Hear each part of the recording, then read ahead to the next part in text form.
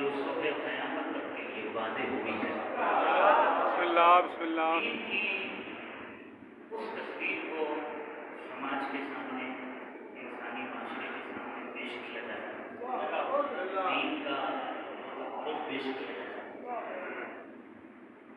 میں جس عنوان پر اپنی معلومات ان مجالس میں آپ کے اذہان کی نظر کروں گا پیش کروں گا. جس عنوان پر عنوان ہے دین حنیف قرآن کی نگاہ میں. دین حنیف آپ صاحبان علم تشریف فرما ہے. دین حنیف قرآن کی نگاہ میں. مسلسل مومنین آ رہے ہیں، اگر آپ پہلے ہی سے آگے بیٹھے ہیں تو بعد میں آنے والوں کو پیچھے جگہ ملے گی اور وہ سفید کراس کر کے نہیں آئیں گے. مجلس میں بھی آپ کا ثواب بڑھے گا. تھوڑا تھوڑا قریب ہونا ہے ممبر کے، اگر تھوڑا تھوڑا آ جائیں. میں بھی تو کراچی سے آیا ہوں، تھوڑا سا آپ لوگ بھی آ جائیں تو ثواب میں شامل ہوں. صلوات بھی لگائیں فرما.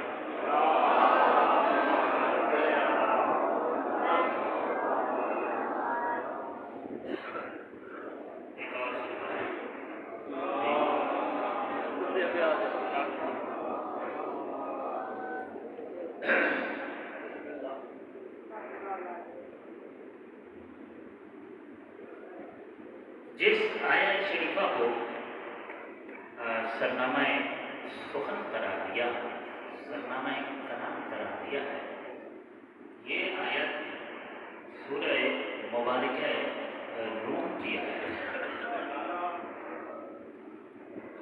سورہ روم قرآن مجید کا 30واں سورہ ہے، اور اس 30ویں سورے کی جس آیت میں تلاوت کی ہے یہ آیت بھی آیت نمبر 30 ہے.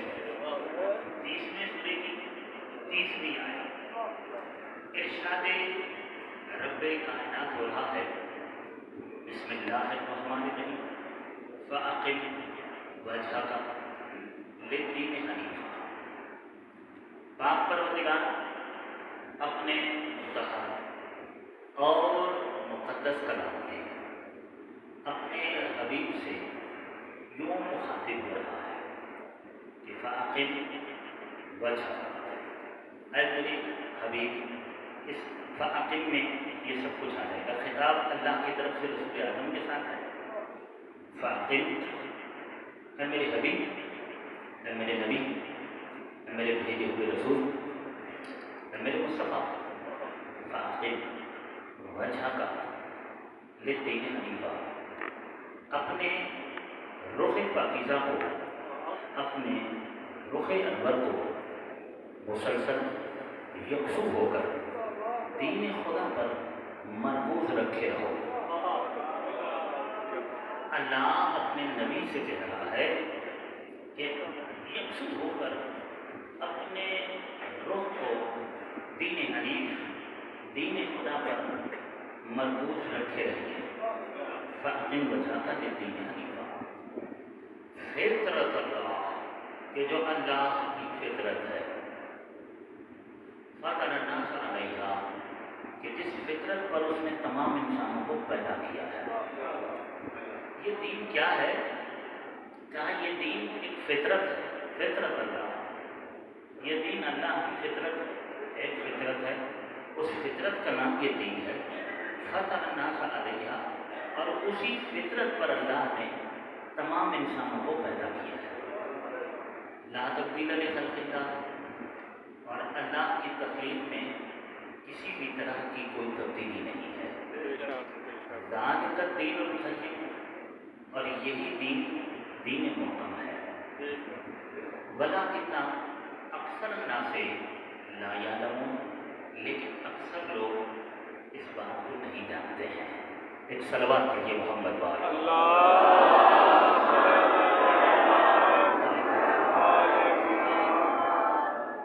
سب سے پہلے اس آیت میں فاقم اللہ نے خطاب کیا. تو ایک یہ جو آیت ہے اس کا ایک مخاطب ہے، ٹھیک ہے، اور ایک ہے مخاطب. مخاطب خطاب کرنے والا، مخاطب جس سے اللہ خطاب کر رہا ہے، صرف زیر اور زبر کا فرق ہے، مخاطب خطاب کرنے والا، مخاطب جس سے اللہ خطاب کر رہا ہے۔ بسم اللہ۔ تو بظاہر اس آیت میں مخاطب اللہ اور مخاطب رسول اعظم ہے۔ فَأَقِمْ وَجْهَكَ لِلدِّينِ حَنِيفًا، تو ہم اس دین کو جاننے، جانچنے اور سمجھنے کے لیے سب سے پہلے تو اس مخاطب کی طرف متوجہ ہوں گے کہ جو یہ دین ہمارے سامنے پیش کر رہا ہے، یعنی اللہ، اور پھر اس مخاطب کو بھی سمجھنے کی کوشش کریں گے کہ جس کے ذریعے سے وہ ہمیں یہ دین دے رہا ہے، یعنی رسول اعظم۔ اللہ اور رسول سمجھ میں آئیں گے تو دین سمجھنے کا آغاز ہو جائے گا۔ فَأَقِمْ وَجْهَكَ لِلدِّينِ حَنِيفًا، تو فَأَقِمْ مخاطب اللہ، مخاطب رسول، لِلدِّينِ حَنِيفًا، اس کے بعد دین کی بات ہو رہی ہے۔ تو پتہ چلا کہ دین تک آنے سے پہلے اللہ اور رسول کو سمجھنا پڑتا ہے۔ اگر کوئی اللہ کو اور رسول کو سمجھے نہیں، اس کے دین کا آغاز ہو ہی نہیں سکتا، اس کا دین شروع ہی نہیں ہو سکتا۔ دین کو شروع کرنے سے پہلے اللہ کو سمجھنا ہے، دین شروع کرنے سے پہلے رسول کو سمجھنا ہے، یعنی لا الہ الا اللہ محمد رسول اللہ پڑھنے سے پہلے اس معبود کی معرفت حاصل کرنی ہے، اور اس رسول اعظم کی بھی معرفت حاصل کرنی ہے کہ جس کی نبوت اور رسالت کا کلمہ پڑھنا ہے۔ ان کی معرفت حاصل کرنے کے بعد، یعنی توحید کو جان کر، جانچ کر، اس کے بعد کہنا لا الہ الا اللہ، پھر رسالت کو سمجھ کر پھر کہنا محمد رسول اللہ۔ اس کے بعد اب دین کو سمجھو، یعنی دین سمجھنے کا مرحلہ توحید اور نبوت کے بعد آتا ہے۔ تو وہ اللہ کہ جو مخاطب ہے، فاقل وجہ، جو مخاطب ہے، کون ہے مخاطب؟ جو ہے جو اپنے حبیب سے شاید کا مخاطب ہے، تو کون ہے؟ وہ اللہ۔ وہ اللہ کون ہے؟ وہ پروردگار کون ہے؟ وہ اللہ وہ ہے کہ جو احد ہے، صمد ہے، لم یلد ولم یولد ہے، ولم یکن لہ کفوا احد ہے۔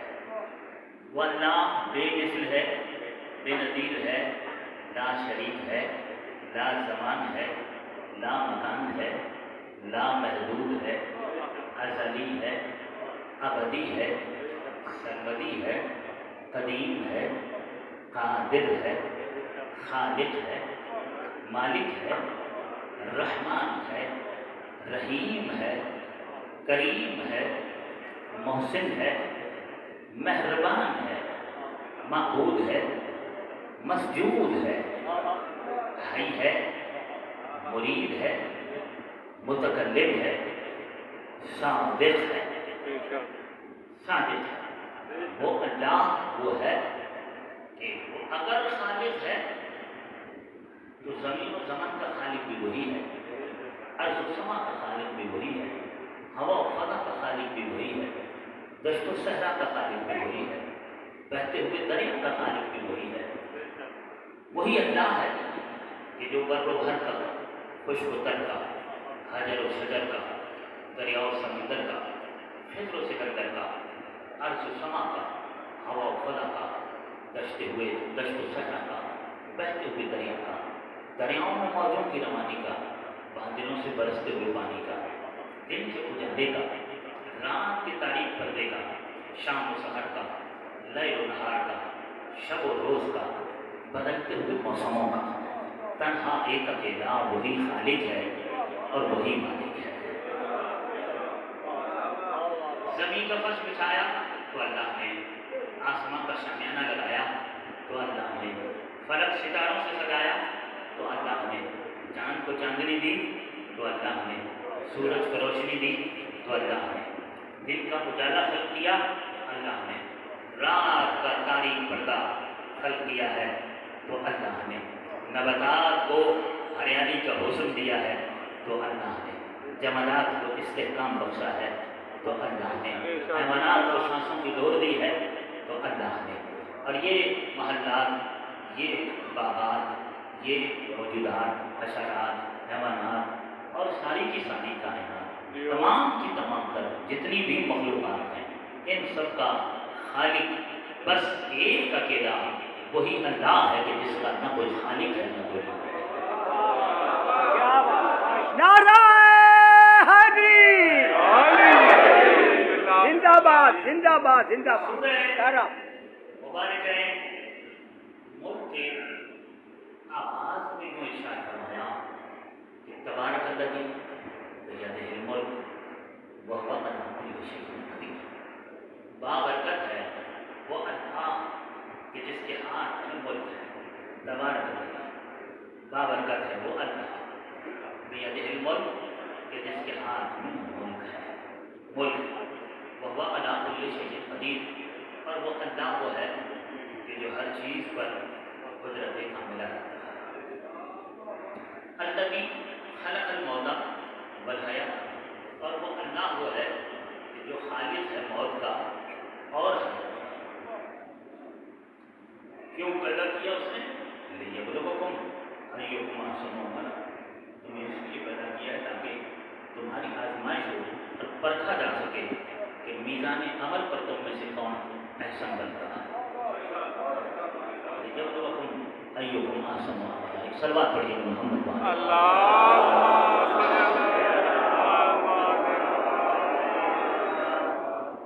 دیکھیے گا کہ تبارک الذی بیدہ الملک تو مالک ہے وہ علی کل شیء قدیر، قادر ہے وہ، الذی خلق الموت والحیات، اور پھر بتایا کہ خالق ہے۔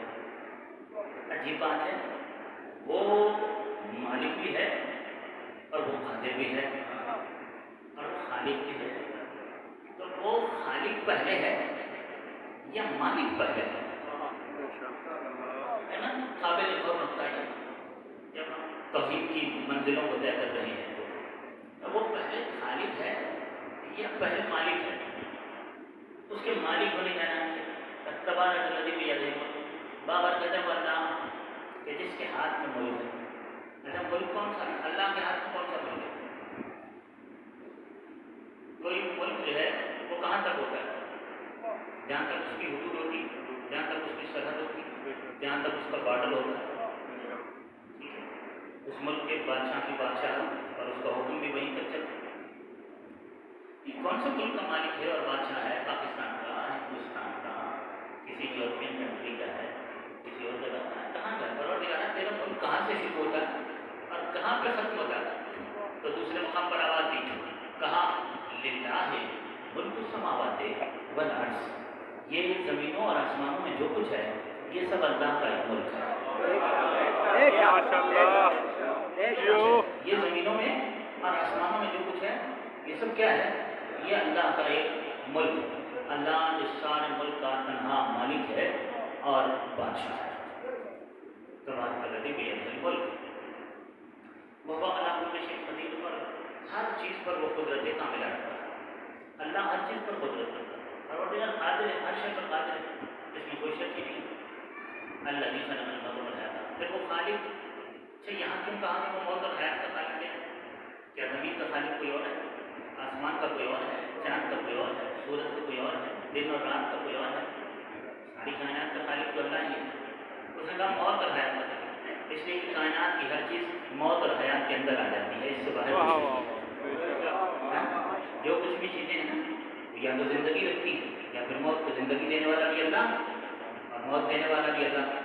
جب موت اور حیات ہی اس کی مخلوق ہے تو ہر چیز اس کی مخلوق ہو گئی، جتنی بھی کائنات کی چیزیں ہیں وہ سب کیا ہو گئی؟ وہ اللہ کی مخلوق ہو گئی۔ تو خالق تنہا ایک اکیلا اللہ ہے، اللہ کے علاوہ کوئی خالق نہیں ہے۔ مالک بھی تنہا ایک اکیلا اللہ ہے، اللہ کے علاوہ اور کوئی مالک نہیں ہے۔ قادر بھی تنہا ایک اکیلا اللہ ہے جو ہر چیز پر قدرت رکھتا ہے، ہر شے پر جو قدرت اور قدرت مطلقہ کہ جسے قدرت کے اظہار کے لیے کسی سے اذن لینے کی ضرورت نہیں ہوتی، وہ اللہ ہے، وہ پروردگار ہے۔ تو وہ مالک ہے، وہ خالق ہے، وہ پاک پروردگار ہے، وہ احد ہے۔ احد کا مطلب کیا ہے؟ یعنی ایک، اللہ ایک ہے۔ قل هو اللہ احد، یہ نہیں کہا کہ قل هو اللہ الواحد، واحد بھی تو ایک کو کہتے ہیں، واحد اور احد دونوں ایک کے لیے گنتی کہاں سے شروع ہوتی ہے؟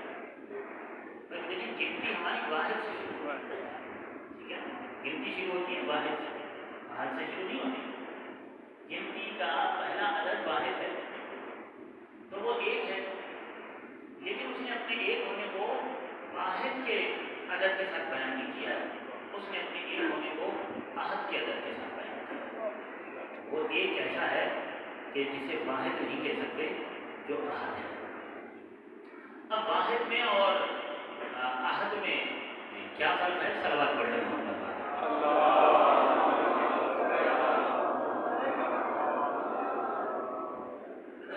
اب واحد میں اور احد میں کیا فرق ہے؟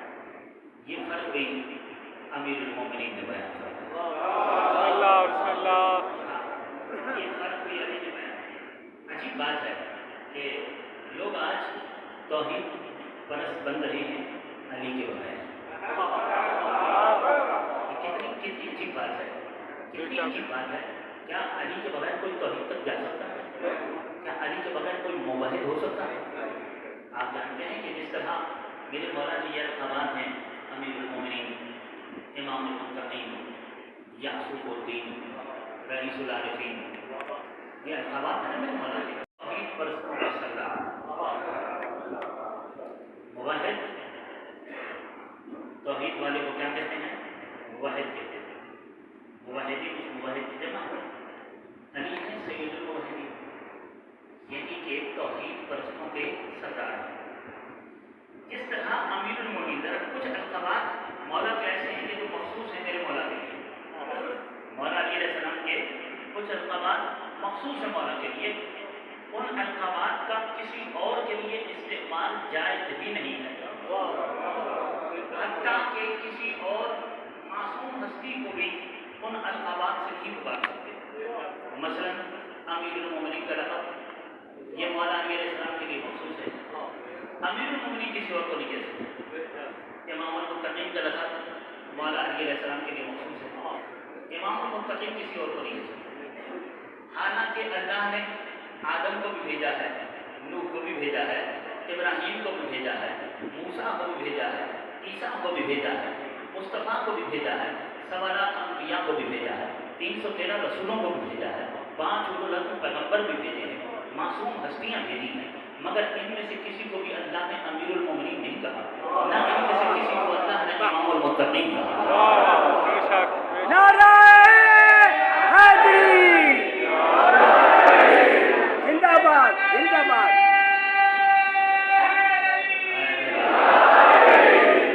واہ، کیا جس بات طرح میں وضاحت کروں گا آنے والی مجلسوں میں، آج تو وقت کم ہے، آنے والی مجلسوں میں وضاحت کروں گا کہ امیر المومنین کا لقب مولا کے لیے کیوں مخصوص ہے، مولا کے لیے کیوں مخصوص ہے، اسی طریقے سے سید الموحدین کا لقب مولا علیہ السلام کے لیے کیوں مخصوص ہے۔ کسی اور کی تو بات ہی نہیں ہے نا، ہمارا تو عقیدہ یہ ہے کہ علی آدم سے لے کر عیسیٰ تک تمام انبیاء سے افضل ہیں۔ واہ، کیا بات ہے۔ حضرت آدم علیہ السلام سے لے کر حضرت عیسیٰ علیہ السلام، جتنے بھی اللہ نے نبی بھیجے ہیں، ان تمام نبیوں سے میرے مولا افضل ہے۔ کتنا افضل ہے، کتنا افضل ہے، کتنا فرق ہے، کتنا فرق ہے، بڑے بھائی اور چھوٹے بھائی کے برابر، ٹھیک ہے نا، کتنا فرق ہے، جتنا یونیورسٹی کے پروفیسر اور کالج کے لیکچرر میں ہوتا ہے اتنا فرق ہے، کتنا فرق ہے۔ علی اور یہ ما سبق انبیاء ہیں، ان میں کتنا فرق ہے فضیلت، اتنا ہی فرق ہے جتنا ایک مولا اور غلام میں ہوتا ہے۔ بسم اللہ، بسم اللہ، بے شک۔ کم لوگوں نے اس بات پر توجہ کی۔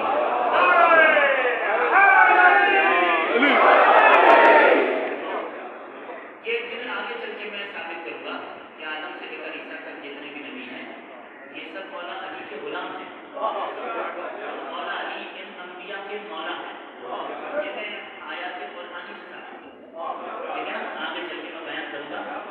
جس طرح پاک پیغمبر رسول اعظم مولا علی کے مولا اور آقا ہیں، اور مولا علی جو ہے وہ سرکار دو عالم کی غلامی پر بھی ناز کرتے ہیں۔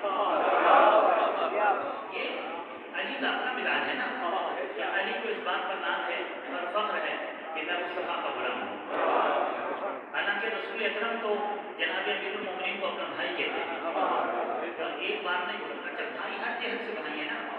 एक तो वैसे रिश्ते के एतबार से भाई हैं कि दोनों चचाजाद हैं, दादा दोनों का ही, तो माती भाई भी हो गए। फिर दोनों नूर एक ही नूर से खत्म हुए।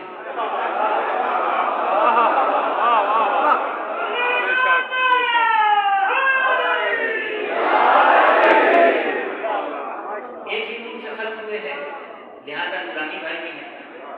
रूहें एक ही जगह से आई हैं तो रूहानी भाई भी हैं।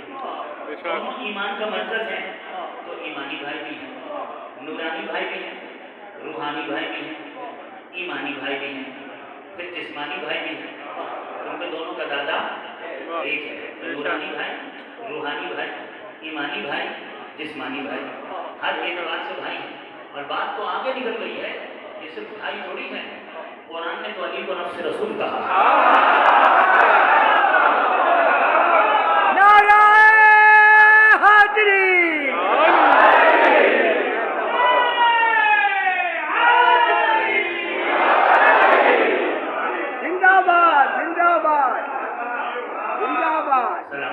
क्या बात है।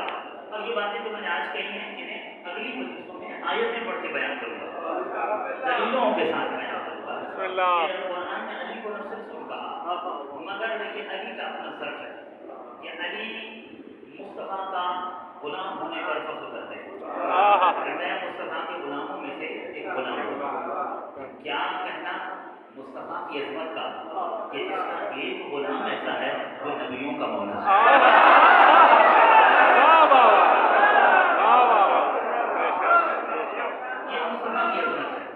फिर यहाँ पर भी एक और चीज बात है कुरान की खिदमत में कि जब मैंने ये कहा कि अमीरुल मोमिनीन किसी नबी को नहीं कह सकते, तो ये सिर्फ उन्हीं नबियों को अमीरुल मोमिनीन आप नहीं कह सकते, ऐसा नहीं है कि सिर्फ उन नबियों को आप नहीं कह सकते कि जो अली के गुलाम हैं, बल्कि अमीरुल मोमिनीन उस नबी को भी नहीं कह सकते जो अली का मौला है। अमीरुल मोमिनीन सरकारे दो आलम के लिए भी नहीं, अमीरुल मोमिनीन का लफ्ज़ सरकारे दो जहां के लिए भी नहीं इस्तेमाल होगा। ये लक़ब मखसूस अली के लिए, इमामुल मुत्तक़ीन का लक़ब मखसूस अली के लिए किसी भी नबी के लिए इस्तेमाल नहीं होगा। और अंबिया की तो बात ही छोड़िए, खुद सरकारे दो आलम को भी इमामुल मुत्तक़ीन नहीं कहेंगे। ठीक है? अच्छा, इसी तरीके से सैयदुल मुवहिदीन का लक़ब, सैयदुल मुवहिदीन किसी भी नबी को नहीं कहेंगे, सरकारे दो आलम को भी नहीं कहेंगे। सैयदुल मुवहिदीन अली अलैहिस्सलाम को कहेंगे, किसको कहेंगे? अली अलैहिस्सलाम को। तो सैयदुल मुवहिदीन, सारी बातों की तशरीहात और जिहाद तफसीलात आगे बढ़ूंगा, पढ़ा लिखा जहन मेरे सामने बैठा। सैयदुल मुवहिदीन तौहीद परस्तों के सरदार अली हैं। आदम से लेकर सादम तक तमाम अंबिया से गुजर कर अली तक आकर निगाह खालिक का अली पे रुक जाना और सैयदुल मुवहिदीन के लक़ब का अली के लिए मखसूस कर देना खुदा का अटल फैसला है कि जब तक कोई अली के दरवाजे पर ना आए तौहीद परस्त बन ही नहीं।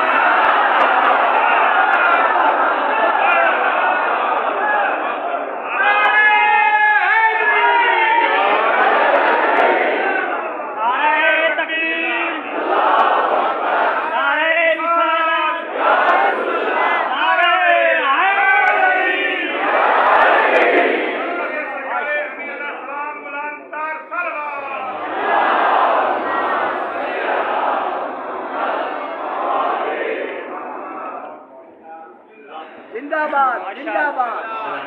क्या बात है जी, क्या बात है।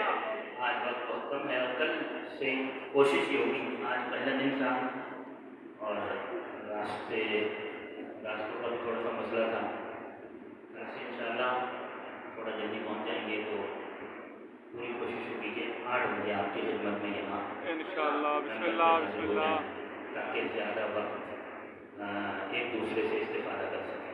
बिस्मिल्लाह। अज़ादारा ने मुल्क करबला सन 1444 हिजरी के मुहर्रम का चाँद कल नमूदार हुआ है और मुहर्रम के इस चाँद की फातिमा के चाँद के साथ बड़ी लगी निस्बत है। हाँ अज़ादारों, उधर से 61 हिजरी के मुहर्रम का चाँद सफ़र करता हुआ आ रहा था, इधर से फातिमा का चाँद मक्के से करबला की तरफ सफ़र करता हुआ आ रहा था। रास्ते में उस चाँद की और फातिमा के चाँद की आपस में मुलाकात हो गई। अज़ादारों, 61 हिजरी का चांद ही वो चांद है, वो आखिरी चांद है कि जो बहन और भाई ने मिलकर देखा। हसनैन और ज़ैनब ने एक साथ देखा। उसके बाद बहन कोई चांद अपने भाई के साथ नहीं देख सकी।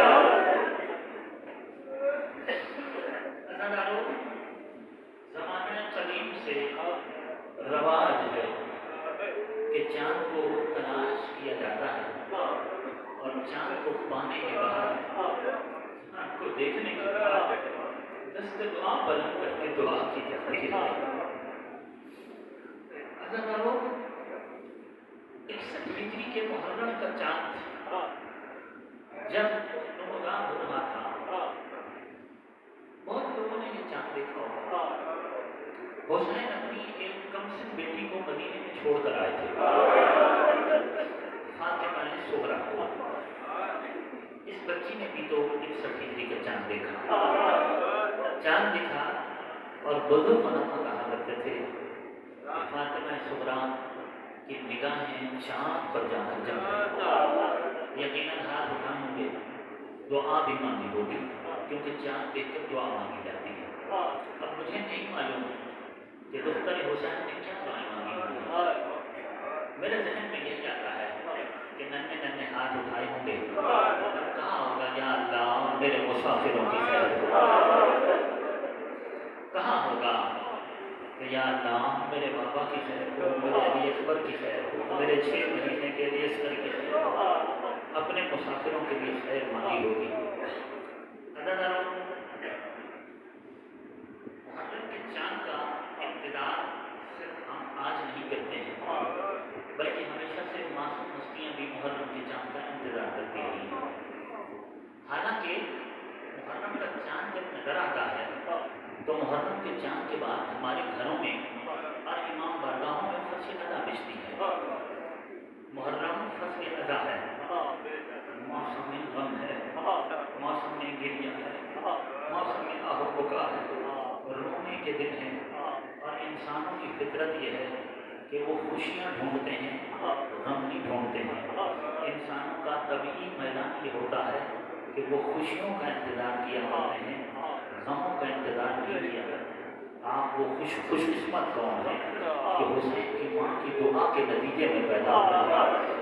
वाहिद कौम आप हैं जो गम के मौसम का इंतजार करते हैं। वाहिद सिर्फ आप हैं। अज़ादारों इस दुनिया के अंदर शिया वो है जो हुसैन का गम मनाने का पूरा साल इंतजार करती है। हमें मुहर्रम के चांद का पूरा साल इंतजार रहता है कि मुहर्रम का चांद नजर आए और हम रोएं। मुहर्रम के चांद के साथ हम अपनी हर किस्म की खुशियों को भूल जाते हैं, अपनी खुशियाँ मौखर कर लेते हैं। 2.25 महीने के लिए अज़ादार बन जाते हैं। अज़ा खानों में फर्श अदा बिछ जाता है। हर तरफ सोगवारी होती है, अज़ादारी होती है, अश्कबारी होती है, गिरिया होता है और रोया जाता है। अज़ादार मुहर्रम के चांद का इंतजार जैसे आज आप करते हैं ना, मदीने वाले भी किया करते थे। करबला के बाद ज़्यादा किया करते थे। और चूँकि अब तो साइंसी दौर है, वो ज़माना ऐसा था कि मुहर्रम का चांद देखना है तो कहाँ से चांद, चूँकि जब पैदा होता है तो बहुत छोटा होता है, तो हर आदमी अपनी आँख से नहीं देख पाता। रावी कहता है कि छठे इमाम का मदीने में जिस गली में घर था, इमाम की गली वाले कूचे से लोगों की ज़्यादा गुजर बढ़ जाती थी। ज़्यादा लोगों का आना जाना और रश कब 29 ज़िलहज को, यानी ज़िलहज की आखिरी तारीखों में लोगों का उस गली में रश बढ़ जाता। और जब पूछा जाता कि क्यों रश लगा के खड़े हो, तो सब कहते कि इंतजार ये कर रहे हैं कि ये सामने जो घर है ना छठे इमाम का, अगर आज इस घर से रोने की आवाज़ बुलंद हो जाए तो समझ जाना कि मुहर्रम का चांद निकला। अगर आज इस घर से रोने की आवाज़ बुलंद हो जाए तो अजरुकुम अल्लाह जज़ाकुम रब्बुकुम, तो समझ जाना कि मुहर्रम का चांद नजर आ गया। हर इमाम मुहर्रम का चांद नजर आते फर्श अदा बिछाते थे और अज़ादारी बर्पा करते। मजलिस पढ़ने वाले को बुलाया जाता, मरसिया खान मरसिया पढ़ता, ज़ाकिर कहता और मोमिनीन बैठते, अश्कबारी होती। 5वें इमाम ने अपने घर में फर्श अदा बिछाया।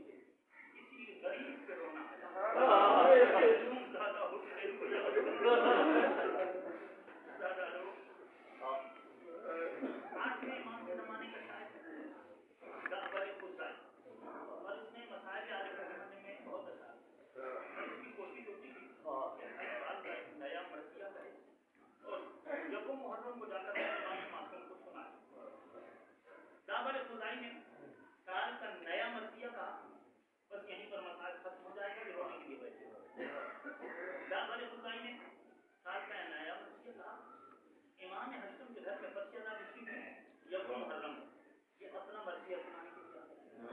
इमाम ने कहा कि दावत जरा कुछ देर रुको, खानवादे के तमाम मर्दों को कहा कि सामने फर्क कर दो, गुलामों को कहा कि बीच में कनात करो, कनात से पर्दा अवेना हो गया। मस्तूरात को पैगाम भेजा कि घर की मस्तूरात पर्दे के पीछे आकर बैठे, मस्तूरात पर्दे के पीछे आकर बैठे। दाबर खुदाई मर्सिया पढ़ना, अरबी का मर्सिया बहुत लंबा मर्सिया। उस मर्सिये के कुछ मिसरों का तर्जुमा है कि उस मर्सिये में दाबर खुदाई कहता है कि ऐ सैयदा, ऐ फातिमा करबला, आइए करबला, अपने हुसैन का पुरस्कार दीजिए। किसी मिसरे में कहा कि ऐ सैयदा करबला आइए ना, आपकी करियर जवान है, अकबर का पुरस्कार। फिर किसी मिसरे में आकर कहता है ऐ सैयदा करबला आइए ना, अपने 6 महीने के लिए बहत्तर का नाम दिया, सैयदा को बुलाकर हर मिसरे के अंदर इसका मर्सिया खत्म हो गया, गिरिए की आवाजें बुलंद हो गई, बहुत ज्यादा रोए मोमिनीन, सूरा की पर्दे के पीछे बहुत ज्यादा मर्सिया बस आखिरी अल्फाज में अज़ादारो, मेरे बाद मसला इस्लाम जाकिर पढ़ेंगे। अज़ादारो इसने मर्सिया खत्म किया। मेरे आज में इमाम ने रोते हुए कहा कि दावत एक शेर का होगा, एक शेर का अपने मर्सिये में एक शेर का होगा। बोला हुक्म फरमाइए, कहा पहले मिसरे में ये कहो कि ऐसे जगह करबला के साथ साथ खुरासान भी है और अपने मजलूम बेटे के खुरासान में आकर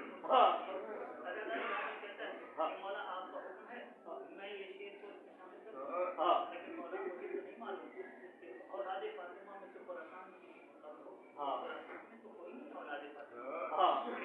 मेरे आदमी रोक के फिर कहा अभी तो नहीं है मगर बनेगी, अभी तो नहीं है मगर बनेगी। मौला किसकी? कहा मेरी नहीं है ना था दावत शेर पढ़ कयामत बपा हो गई, सदाए लिया बुलंद, पर्दे के पीछे से एक बीवी की चीख बनी। ये बीवी कौन? ये 8 में इमाम बीवी के रोने की आवाजें बुलंद हुई, सरो सीना पीटा और रो कर कहा कि दावत बस आइंदा कभी किसी बहन के सामने भाई की ऐसी मुसीबत बयान न करना। दावत क्या तुझे मालूम नहीं, बहनों के सामने भाइयों के ऐसे मसाज नहीं पड़ते।